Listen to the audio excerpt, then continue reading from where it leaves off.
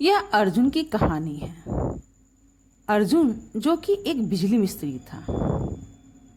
यह कहानी उत्तराखंड के एक छोटे से गांव मोहम्मदपुर गांव की है।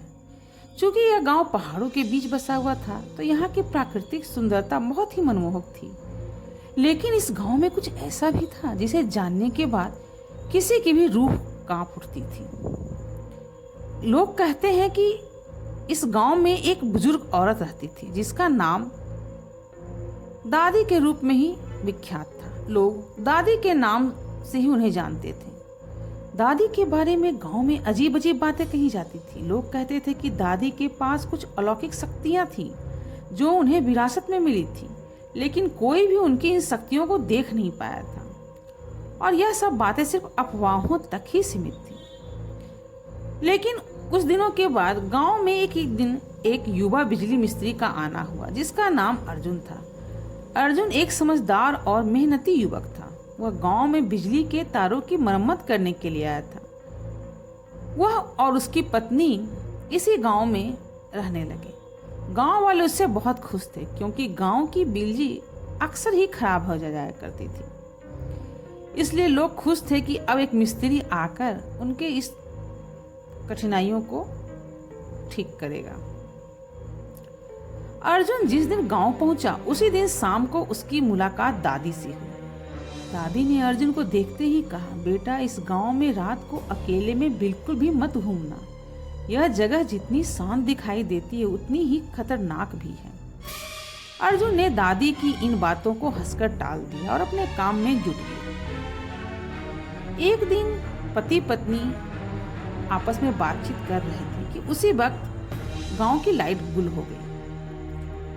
अर्जुन मरम्मत करने के लिए उठा ही था कि तभी उसकी पत्नी ने कहा कि मत जाओ, उस ओर एक पेड़ है, वहां लोग जाने से मना करते हैं। लोगों का कहना है कि वह पेड़ पर भूत प्रेत आदि का साया है। लेकिन अर्जुन कहाँ मानने वाला था। उसने अपनी पत्नी की बातों को अनसुना कर दिया और ट्रांसफार्मर बनाने के लिए अपने टूल बॉक्स को लेकर चला गया।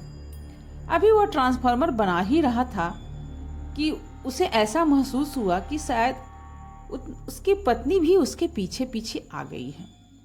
उसने उसे देखा नहीं उस तरफ और अपनी पत्नी को बोला कि मुझे वो पेचकस दे दो। तो तभी किसी ने उसको पेचकस दिया।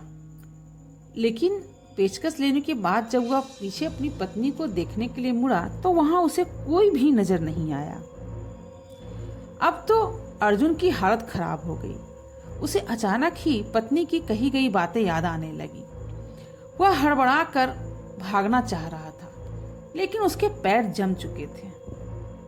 वह अपनी पत्नी को आवाज दे रहा था लेकिन उसकी पत्नी अगर हो तब तो आवाज दे। अचानक ही उसकी नजर उस पुराने बरगद के पेड़ पर गई। उसे कुछ चमकीली चीजें उस बरगद के पेड़ पर नजर आ रही थी।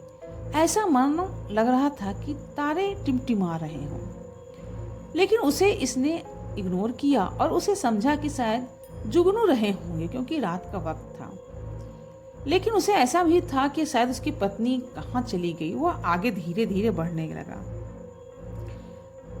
आगे बढ़ते बढ़ते उसे एक कोठरी दिखाई दी। कोठरी दिखाई दी तो लाइट तो थी नहीं। तो उसने सोचा कि आखिर लाइन तो है नहीं, आखिर इस झोपड़ी में रोशनी कैसे हो गई। लेकिन वह हिम्मत करके आगे बढ़ने लगा। उसके साथ बहुत अजीब अजीब सी घटनाएं होने लगी। उसे ऐसा महसूस हो रहा था कि उसके आसपास कोई घूम रहा है। उसे हमेशा ही ऐसा महसूस हो रहा था कि कोई उसे देख रहा है, परंतु जब वह पीछे मुड़कर देखता तो उसे वहां पर कोई भी नहीं मिलता। अर्जुन ने इसे अपने दिमाग का वहम समझा और वह थोड़ा डरने भी लगा था। वह जानना चाह रहा था कि आखिर कौन उसका पीछा कर रहा है। इसलिए वही पास के झाड़ियों के बीच वह छिप गया, लेकिन उसे कोई भी दिखाई नहीं पड़ा। अब धीरे धीरे अर्जुन को ऐसा महसूस आया कि कोई उसके सामने से निकलकर आगे चलता जा रहा है। वह देखा तो भौचक्का रह गया। एक काली आकृति उस भयानक जंगल की ओर जा रही थी। आसपास दिए भी जल रहे थे। अब तो अर्जुन को काटो तो खून नहीं। वह डर के मारे बाहर निकल ही नहीं पा रहा था, समझ नहीं पा रहा था कि क्या करे। किसी तरह उसने अपने सांसों पर नियंत्रण किया और चुपचाप से देखता गया। वह देखता गया कि आखिर कौन है यहाँ पर। उसकी आंखों ने जो देखा वह उसके लिए समझो मौत के समान था। उसने देखा एक स्त्री आगे चलती जा रही है और उस मकान में एक रोशनी नजर आई उसे। उस मकान में वह स्त्री घूम गई। जब अर्जुन वहां से निकलना चाह रहा तो अनायास ही वह उस झोपड़ी की ओर बढ़ गया। उसके कदम अपने आप ही उस झोपड़ी की तरफ जा रहे थे।